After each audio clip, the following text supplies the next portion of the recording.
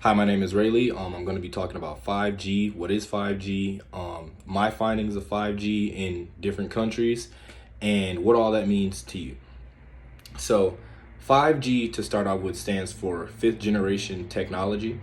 Specifically, it's the fifth generation of mobile technology. I know a lot of people are still confused on what exactly 5G is or what it does and what the functions are. So I'm going to go over that in a second.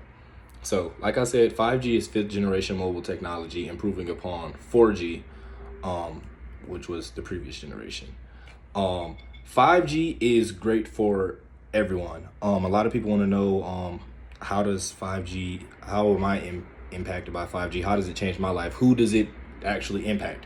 So 5G helps everybody. 5G allows people to have higher internet speeds, lower latency, which improves everybody's quality of life. Nobody likes bad internet, right? So everybody is positively impacted by 5G in some type of way if you're using it. 5G is used in over 125 countries. Most notorious is obviously America, Canada, England, Ireland, a couple more countries, but those are like the most prominent countries that use 5G, and they're used in most modern technology. So now it's 2025. Most technologies are using 5G to implement most of their networking skills. We use 5G, like I said, for internet speed, so it allows, you want to download a larger file on your computer or your game or on your TV, you can do that without it taking 12 hours, and now it's going to take 2.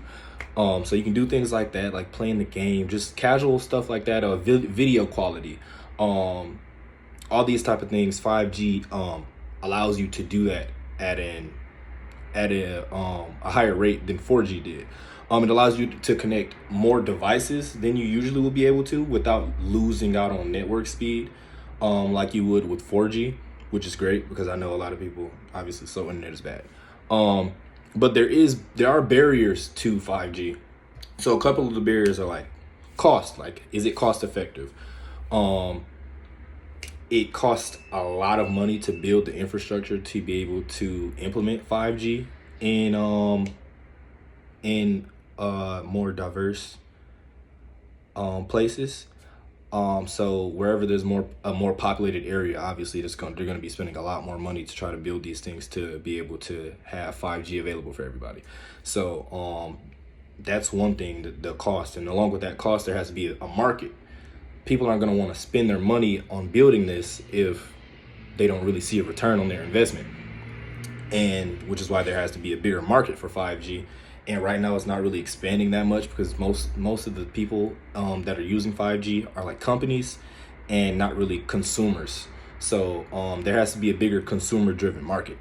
But along with that, a lot of people just aren't really aware of what 5G is. 5G consumes more energy than 4G. So a lot of people's devices and stuff aren't really compatible as of late. So if you have like an out-of-date device, then you probably wouldn't be able to benefit from 5G. So these are just a couple of the things that I found out about 5G. Just how our countries use them. I know I'm on campus. We use them in our library. We use them for our computers and things like that, just to make sure that everybody has better bandwidth and to be able to allow all of these networks to be able to handle different files and all of those things, because obviously there's thousands of people who have to log into the internet every single day. So 5G basically just allows everything to be a little bit more compact and run smoother than 4G would. So this is just a little bit about 5G, just a basic little rundown. And I hope you learned something today.